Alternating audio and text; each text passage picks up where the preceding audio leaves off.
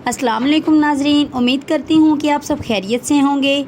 अगर मेरे चैनल पर नए हैं तो प्लीज़ मेरे चैनल डॉक्टर अनम को सब्सक्राइब कर दें और साथ लगे बेल आइकन को भी दबा दें ताकि मेरी हर आने वाली वीडियो बआसानी आप तक पहुँच सके। अब चलते हैं हम अपनी वीडियो की तरफ। आज मैं जिस वीडियो पर बात करने वाली हूँ वो इंसान की ज़िंदगी में बहुत अहम किरदार अदा करता है। आज हम बात करने वाले हैं कि इंसान को एहतलाम कब और किस वक्त होता है।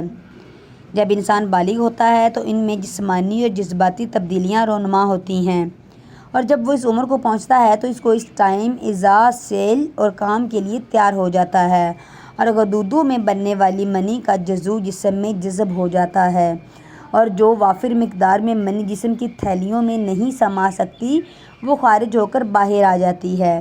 इस अमल को हम एहतलाम का नाम देते हैं। ये बिल्कुल तबी अमल है। एक औसत नौजवान की हो जो मामूली तौर पर मारूफ हो, इसको महीने में कई बार एहतलाम होता है।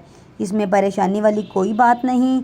आजकल बहुत से नौजवान गलत और गंदी फिल्में देखते हैं देखने से इनको रात का तसव्वुर कर सोते हैं तो उन्हें नींद की हालत में एहतलाम हो जाता है।